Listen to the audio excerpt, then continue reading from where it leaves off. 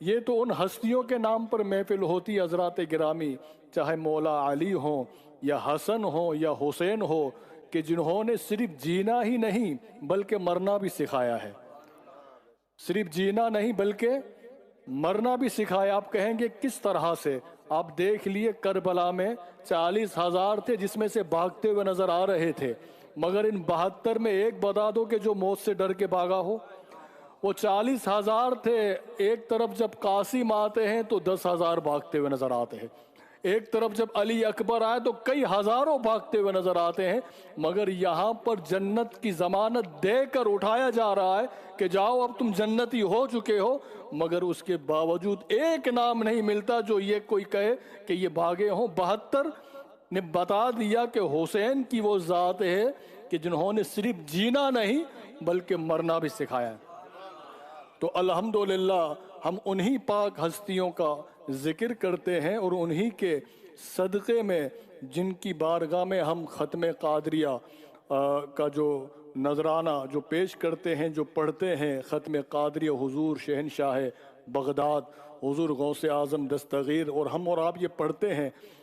اور یہ شعر بھی ہم پڑھتے ہیں سرکار غوث پاک کا یہ قول، یہ ارشاد پاک کہ مریدی لا تخف اللہ ربی۔ اور میں یہ اس لیے کہہ رہا ہوں کہ اب تو ہر بندہ جو ہے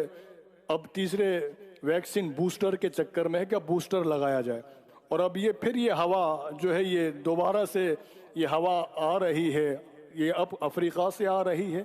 اور پھر ہمیں اسی طرف الجھایا جا رہا ہے۔ جو 2 لگا چکے ہیں وہ اب تیسرے کے چکر میں، جب تیسرا لگ جائے گا پھر مائنڈ بنائے گا کہ اب بوسٹر کا بھی کوئی اور اس سے بھی بڑا کوئی آ رہا ہے۔ تو ہم تبھی کہتے ہیں کہ ایک دفعہ ذرا اپنی لو لگا لیجئے کربلا کی طرف، وہاں سے آپ کو جو ویکسین مل جائے گا، خدا کی قسم اس میں آپ کی ہر قسم کی حفاظت ہوگی۔ تو یہ جو ختم قادریہ کی محفل ہے، یہ ختم خواجگان کی محفل ہے، یہ سجانے کا مقصد یہی ہے کہ لوگوں آؤ ذرا حسینی ویکسین بھی لگا لو، تاکہ تمہارے عقیدے کی بھی حفاظت ہو جائے، تمہارے ایمان کی بھی حفاظت ہو جائے، اور اللہ تعالیٰ دنیاوی آفات اور بلیات سے بھی تمہاری حفاظت فرما لے۔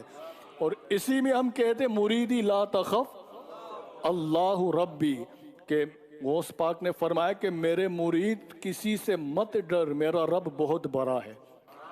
میرا رب ہے۔ اب یہ ہمیں تسلی دے رہے ہیں۔ تو ابھی پھر ہم جن حالات سے گزرنے والے ہیں تو ہمیں ضرورت ہے کہ ہم جہاں سے عقیدت رکھتے ہیں تو دوبارہ ان کی طرف توجہ دلائی جائے، تو اپنی جبینوں کو وہیں پر جھکائیے، اپنی عقیدت کا محبت کا مرکز جو ہے ہم نے بزرگان دین کی بارگاہوں کو جو بنائے رکھا ہے اسے بنائے رکھیں، انشاءاللہ اللہ تعالی ہماری حفاظت ان بزرگوں کے صدقے میں فرمائے گا۔